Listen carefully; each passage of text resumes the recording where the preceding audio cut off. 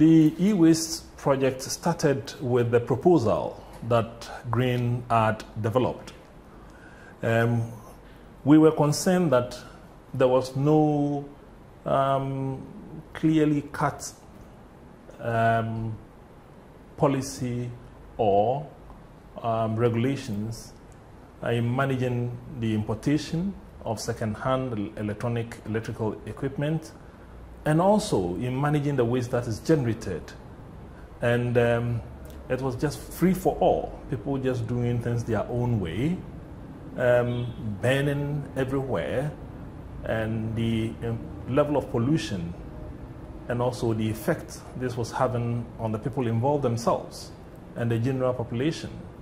So we decided to prepare a framework that we will develop as that will lead to clear policy and regulation in the importation and the management of the waste.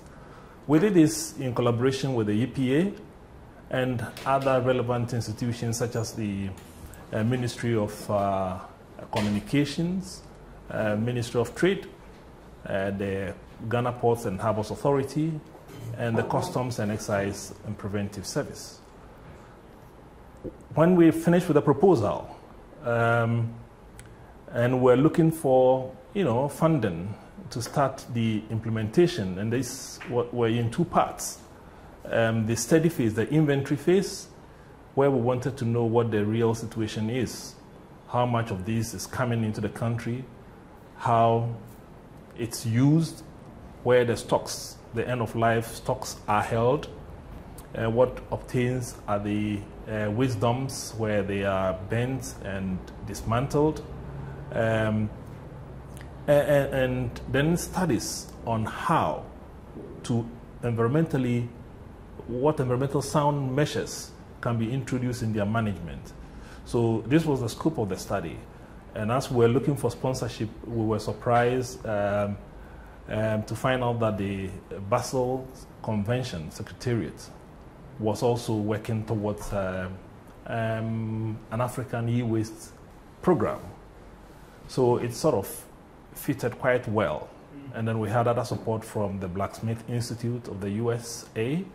And so with all this support coming, we were able to immediately start with the implementation of the proposal we had developed. Are there any foreign, the Basel, like that.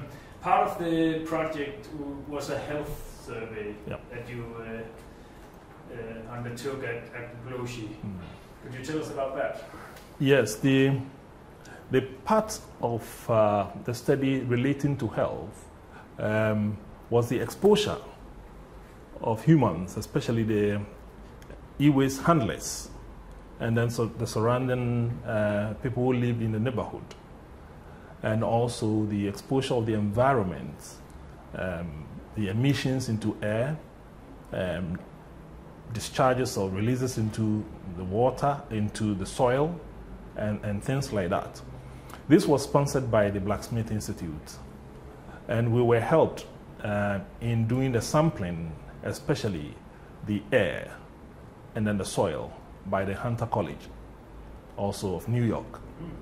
Yeah. So the human exposure assessment covered mainly blood and urine. We took blood and urine samples from about 100 subjects. And there was, I think, 75 of the people who handle the electronic waste or work in the agro-Bloshi environment. And then we brought a control population of about 20, 25 from elsewhere in Accra to take their samples. And we were analyzing for 12 heavy metals. And the analysis was conducted at the Ghana Standards Board laboratories.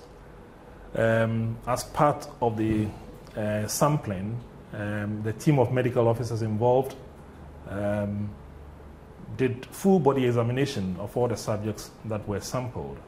So those who were found to have certain problems on their bodies. We're given prescriptions, and as part of the requirement by GreenAd, and I must say that we worked jointly with the Ghana Health Service, we were required by the Ethics Committee of the Ghana Health Service to,